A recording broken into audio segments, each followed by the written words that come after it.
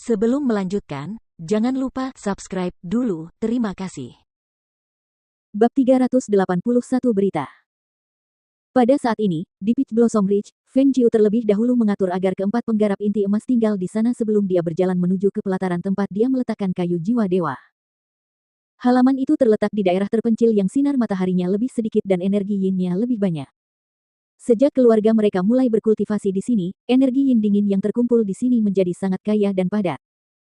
Di bawah naungan pepohonan yang rimbun, semua sinar matahari telah terhalang dan beberapa bayangan perlahan muncul.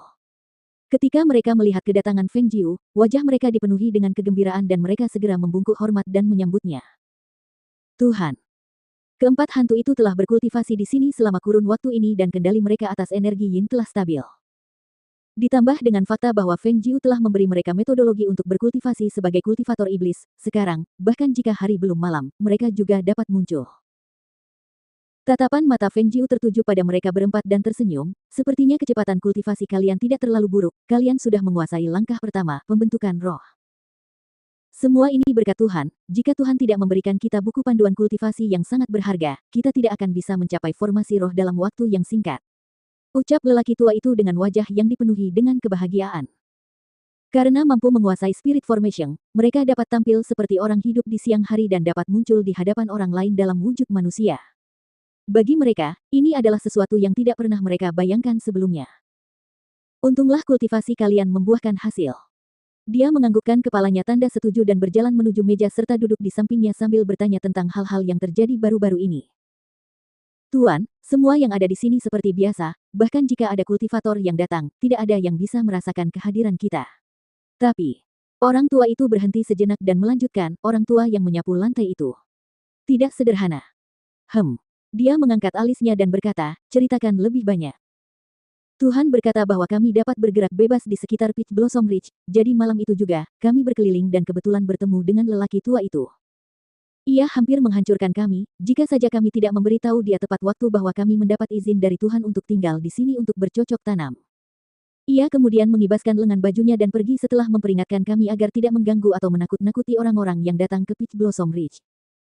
Ketika mendengar ini, dia tersenyum. Sejak pertama kali bertemu dengannya, dia sudah menyadari bahwa dia bukan orang biasa.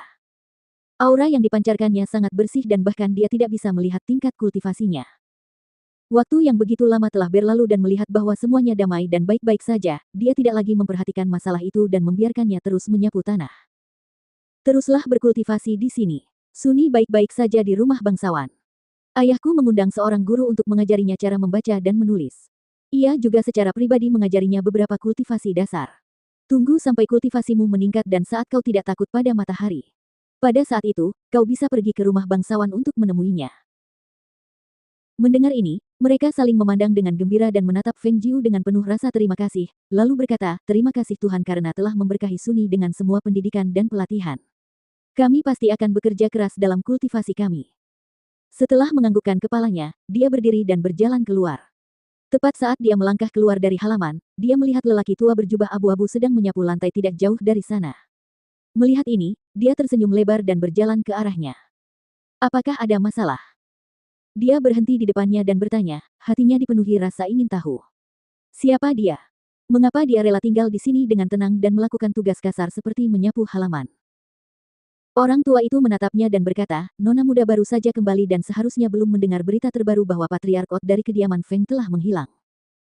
Saat dia mendengar ini, ekspresinya berubah dan langsung bertanya, kapan ini terjadi?